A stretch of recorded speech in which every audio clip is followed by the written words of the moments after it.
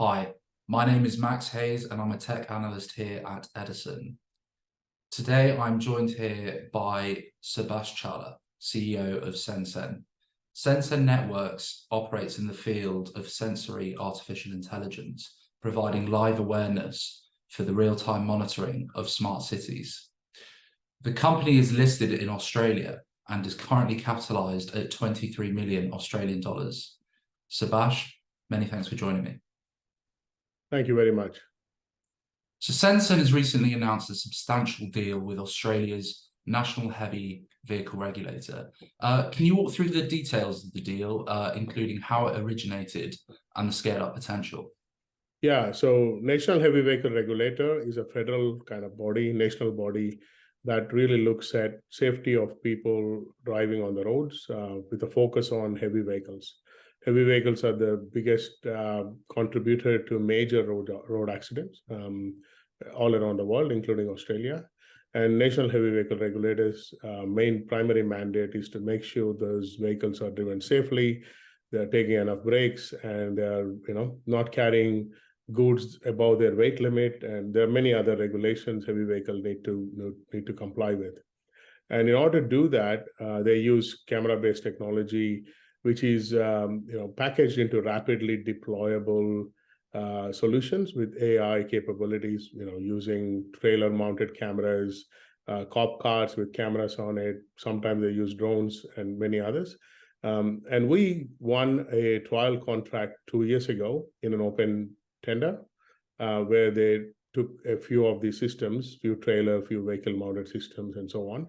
And it's an endorsement of the success of the trial, not only as a program for National Heavy Vehicle Regulator to kind of deliver the outcomes of road safety, but also for SenSen's technology and leadership that they have chosen as again to expand the program, into the future and into production.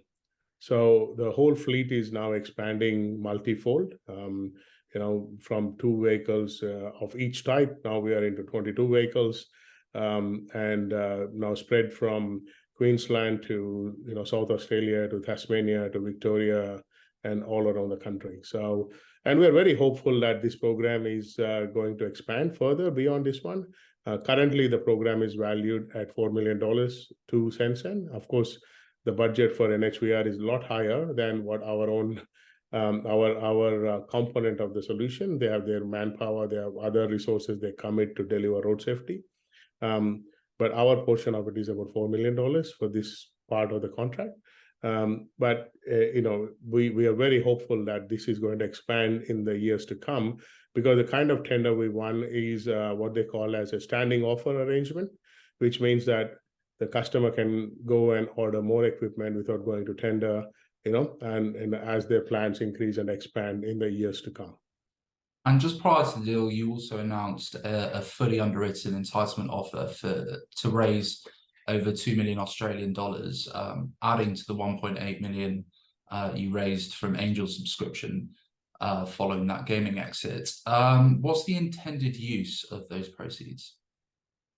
In all our solution, there is an upfront capital expense that SenSen need to incur in order to establish our recurrent revenue that comes in the years to come. If you look at our AGM presentation and the details we provide about how each account starts in a small manner in the beginning and how it grows and becomes multi-million-dollar deal, and we're given examples of 6 odd customers in there and how the numbers have grown over the years. And predominant initial component when we win the deal has a hardware component to it. And for the size of contract we're talking close to $800,000-900,000 of outlay from SenSen in order to get that hardware in place, so we can get the recurrent revenue that comes afterwards, and year on year, to be established. So in order to fund that CapEx, we have gone to the rights issue to make sure our balance sheet is capitalized and we are ready to roll out with confidence. The Angel exit is a very important risk mitigation steps from SenSen. we were we were sued last year, claiming that we infringed somebody's patents, Angel's patents. We believe we did not. We rigorously defended that. But we found that over time, it's be prudent for SenSen to not be, active in that field. We have been chasing that exit for a while. Part of the earlier attempts to exit was signing a distribution agreement with Angel and few others. The whole idea is to hand over that business to people who have strong inroads into the casino industry. We thought it's an appropriate time to have a deal with Angel to say, look, we wanted to exit anyway, and this fight, is not good for anyone. So we could reach an out of court settlement with no admissions basis, and part of that settlement was to get a bit of capital injection into the company as part of the settlement process. Mainly because we are growing in the US, we are growing everywhere in the world, and the world has turned a corner. There's more spending by governments to do different things. So in line with our future robustness, we thought it's prudent for us to accept that kind of settlement deal that came from Angel. Yeah. Okay, and so following on from that, you've recently gone through some major strategic shifts. So exiting the gaming industry and consolidating your retail operations to focus solely on smart cities. Can you discuss the thinking behind these developments and how a more focused smart cities direction aligns with SenSen's strengths? Yeah, so the retail that we have, business is a fuel retail business.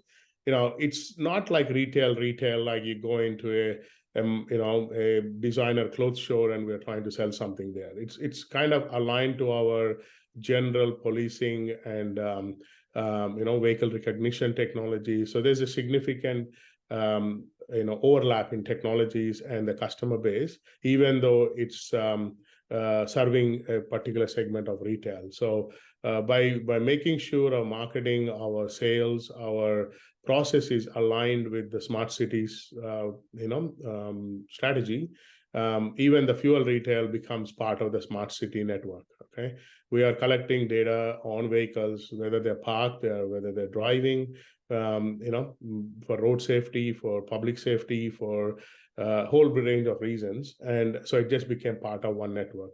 So one of the important steps in trying to reduce our costs, increase profitability of the company, is to remove the silos that we developed or we created in the very beginning when we had a platform strategy with multiple verticals that were going in.